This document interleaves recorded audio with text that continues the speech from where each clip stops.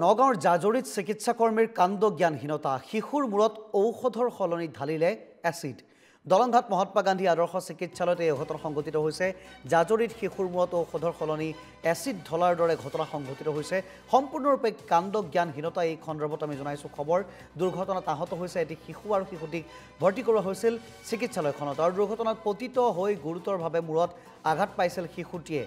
আঘাত পৰিষ্কাৰ কৰি আছিল এগৰাকী নাৰ্ছে আঘাতৰ স্থানত ঔষধৰ পৰিৱৰ্তে ঢালি দিলে এচিড আৰু মূৰত এচিড ঢালি দিয়াত আঘাত অধিক গুৰুতৰ হয় শিশুটিৰ পৰিয়ালৰ সন্মুখতে নাৰ্ছে কৰিলে ভয়ংকৰ কাণ্ড শিশুটিয়ে লগে লগে প্ৰচণ্ড বিষত আত্মনাদ কৰে চিকিৎসালয়ত এচিড ঢালি দিয়াৰ এই ঘটনাক লৈ সৃষ্টি হয় উত্তপ্ত পৰিস্থিতিৰ চিকিৎসালয়ত এই ঘটনাৰ বিৰুদ্ধে প্ৰতিবাদ কৰে পৰিয়ালটোৱে চিকিৎসালয় কৰ্তৃপক্ষৰ বিৰুদ্ধে পৰিয়ালটোক ভয় ভাবুকি দিয়াৰ অভিযোগ উত্থাপন হৈছে উপায়ন্তৰ হৈ শিশুটিক পৰিয়ালটোৱে লৈ যায় নগাঁৱলৈ শিশুটিৰ মূৰত এচিড ঢলাবলৈ নিশ্চিত কৰে নগাঁৱৰ চিকিৎসকে আৰু ঘটনা সন্দৰ্ভত চিকিৎসক স্বাস্থ্যকৰ্মীৰ বিৰুদ্ধে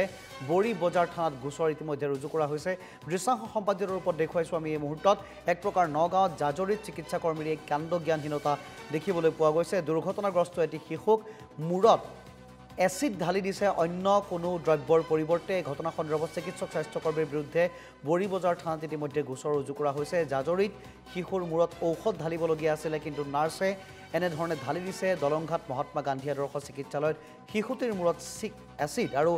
ঘটনাত মূৰত আঘাত পোৱা শিশুটিক ভৰ্তি কৰোৱা হৈছিল চিকিৎসালয়ত তাৰ পিছতে আঘাত পৰিষ্কাৰ কৰি আছিল এগৰাকী নাৰ্ছে আৰু আঘাত পৰিষ্কাৰ কৰাৰ সময়ত যিসমূহ দ্ৰব্য ঢালিবলগীয়া হয় শিশুটিৰ মূৰত তাৰ পৰিৱৰ্তে সেই স্থানত ঢালি দিছিল এচিড আৰু শিশুটি আৰ্তনাদ কৰি উঠিছিল বিষত পৰৱৰ্তী সময়ত সেই চিকিৎসক নাৰ্ছে শিশুটিৰ অভিভাৱকক ভয় ভাবুকি দিয়া পৰিলক্ষিত হয় আৰু তাৰ পিছত শিশুটিক লৈ যোৱা হয় নগাঁৱত পুনৰ চিকিৎসকে পৰীক্ষা কৰাত ওলাই পৰে যে শিশুটিৰ মূৰত সঁচাকৈ ঢালি দিয়া হৈছিল এচিড গতিকে চিকিৎসাকৰ্মী এনে যদি কাণ্ড জ্ঞানহীনতা অব্যাহত থাকে তেনে এটি শিশু বিভিন্ন কাৰণত বিভিন্ন ধৰণৰ এক ভয়ংকৰ পৰিস্থিতিলৈ যাব পাৰে তাৰ দায়িত্ব কোনে ল'ব বুলি এই মুহূৰ্তৰ প্ৰশ্ন উত্থাপন হৈছে আৰু যি অভিযোগ উত্থাপন হৈছে যে পিতৃ মাতৃক এক প্ৰকাৰ ভয় ভাবুকি দিছিল চিকিৎসাকৰ্মী বা চিকিৎসকে এই সন্দৰ্ভত এক প্ৰকাৰ গোচৰ ৰুজু কৰা হৈছে ইতিমধ্যে বৰিবাৰী থানাত আৰু বৰি বজাৰ থানাত গোচৰ ৰুজু কৰাৰ পিছতে নগাঁৱলৈ শিশুটিক লৈ যোৱা হৈছিল নগাঁও চিকিৎসকে ইতিমধ্যে নিশ্চিত কৰিছে যে শিশুটিৰ মূৰত এচিড ঢলা হৈছিল আৰু তাৰ পিছত এতিয়া সমগ্ৰ ঘটনাই বিশেষ চৰ্চা লাভ কৰা পৰিলক্ষিত হৈছে আৰু দেখিবলৈ পোৱা গৈছে আমাৰ সাংবাদিক দীপজ্যোতি কাকতিয়ে ইতিমধ্যে সমগ্ৰ ঘটনাৰ ভিজুৱেলছ দৰ্শকসকললৈ পঠিয়াইছে আৰু সেই হাস্পাতালখনতে এই দৃশ্যাংশ দেখিবলৈ পোৱা গৈছিল এক প্ৰকাৰ খণ্ডযুদ্ধৰ সৃষ্টি হৈছিল আমি কিছু দৃশ্যাংশ দেখুৱাইছোঁ দৃশ্যাংশৰ পিছতে মন্তব্য আছে ঘটনা সন্দৰ্ভত মন্তব্য শুনাম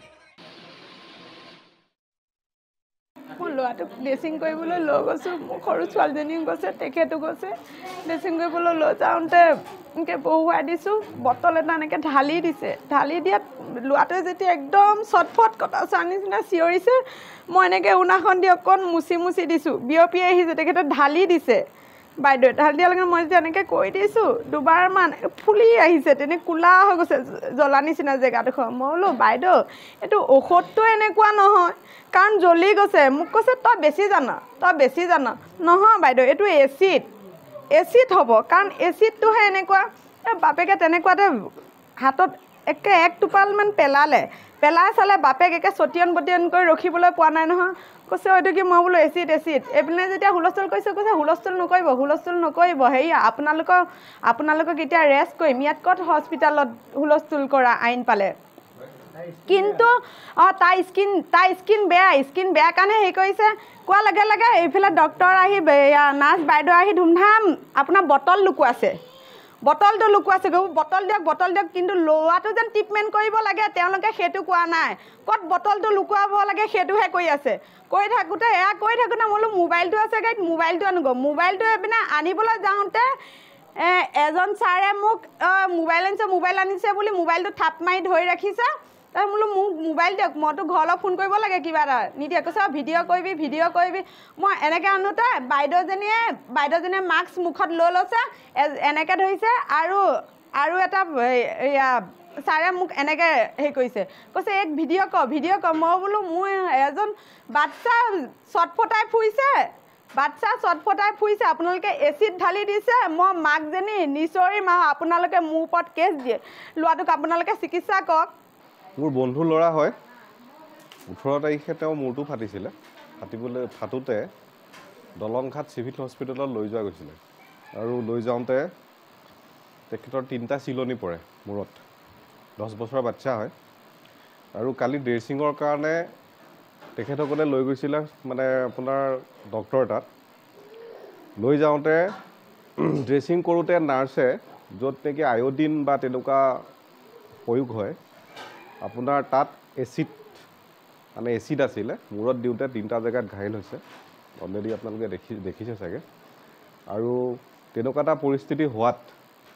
অলপ উত্তপ্ত এটা পৰিস্থিতি হয় কাৰণ বাপে মাকহঁতে চিৰিয়াছ হৈ অলপ হুলস্থুলটো কৰিছিলে যে কি হৈছে কি নাই হোৱা তেনেকুৱা অৱস্থাত নাৰ্ছকেইজনীৰ পৰা ধৰি ডক্টৰলৈকে তেখেতৰ কোনো লোক ভাল এটা ৰেছপন্স নাই ডক্টৰে এইটোৱে ক'ব বিচাৰিছে যে আপোনালোকে হুলস্থুল নকৰিব আমি পুলিচ মাতিম কিন্তু ডক্টৰজনী এইটো কৰিব লাগিছিলে যে কিবা এটা হৈ গৈছে যে আমি ঠিক কৰিব পাৰোঁ প্ৰব্লেমটো ছল্ভ কৰিব পাৰিম যে আমি ঠিক কৰিম সেইটো নক'লে কিন্তু আৰু উল্টাই ধমকি দিয়ে আৰু যিটো মেডিচিনৰ বটলটো তেখেতে লুকুৱাবলৈ চেষ্টা কৰে লুকুৱাবলৈ যোৱাত টানি অনা লৈ গৈছে মেডিচিনৰ বটলটো আছে লগত আৰু তাৰপিছত আমি নগাঁও লৈ যাওঁতে তেখেতক নগাঁৱত ট্ৰিটমেণ্ট কৰোৱা হয় আৰু যেতিয়া গম পোৱা গৈছে সেইটো এচিড হয় হস্পিটেলত আজি যিটো অঘটন ঘটিল এই অঘটনটো ঘটা কাৰণ আৰু সেয়া আছিল পৰিয়ালৰ ভাষ্য পৰিয়ালে ইতিমধ্যে উল্লেখ কৰিছে যে তেওঁলোৰ শিশুটিৰ মূৰত ঢালি দিয়া হৈছিল এচিড আৰু যেতিয়াই তেওঁলোকে ইয়াৰ বিৰোধিতা কৰিছিল কাঢ়ি লোৱা হৈছিল তেওঁলোকৰ মোবাইল বা ভয় ভাবুকি দিয়া হৈছিল আৰু বটলটো লুকুৱাই দিয়া হৈছিল এচিডৰ গতিকে সমগ্ৰ ঘটনা এতিয়া ৰহস্যৰ আৱৰ্তত বিৰাজ কৰিছে আমি যাব বিচাৰিছোঁ পোনপটীয়াকৈ আমাৰ সৈতে ফোন লাইনত সংযুক্ত হৈছে আমাৰ ঢিঙৰ সংবাদদাতা দীপজ্যোতি কাকতি দীপজ্যোতি আপোনাৰ কাষলৈ এই মুহূৰ্তত আহিছোঁ এটা অতিকৈ ভয়ংকৰ ঘটনা চিকিৎসা কৰ্মীৰ কাণ্ডজ্ঞানহীনতা প্ৰকাশ পাইছে এটি শিশুৰ মূৰত ঔষধৰ পৰিৱৰ্তে চিকিৎসাৰ সময়ত ঢালি দিছে এচিড আৰু এচিড ঢলাৰ পৰত শিশুটি আৰ্তনাদ কৰি উঠে আৰু সেই সময়তে যেতিয়া অভিভাৱকে ইয়াৰ বিৰুদ্ধে অভিযোগ উত্থাপন কৰে আৰু চিকিৎসা কৰ্মীয়ে বা হস্পিটেল কৰ্তৃপক্ষই তেওঁলোকৰ মোবাইল কাঢ়ি লৈ ভয় ভাবুকি দিয়ে আৰু এচিড ঢলা নাই বুলি তেওঁলোকে কয় আৰু এচিডৰ বটলটো লুকুৱাই দিয়াৰ অভিযোগ উত্থাপন কৰিছে তেওঁৰ মাতৃ আৰু সেই ঘটনা সন্দৰ্ভত শেহতীয়া তথ্য আপোনাৰ হাতত কি আছে জানিব বিচাৰিছোঁ দীপজ্যোতি হয় পাত্ৰ এইখিনিতে ক'বলৈ নগাঁও জাজৰিত যি দলংঘাট মহাত্মা গান্ধী আদৰ্শ চিকিৎসালয় আছিল তাত যোৱাকালি এজন ছাত্ৰক লৈ যোৱা হৈছিল তেওঁ আঘাতপ্ৰাপ্ত হৈছিল তেওঁ মূৰত কষ্ট পাইছিল বা মূৰটো ফালি গৈছিল তেওঁৰ ছাত্ৰৰ নাম আছিল আব্দুল ইলাহাম ৰহমান তেওঁ যোৱাকালি লৈ যোৱা হৈছিল দলংঘাট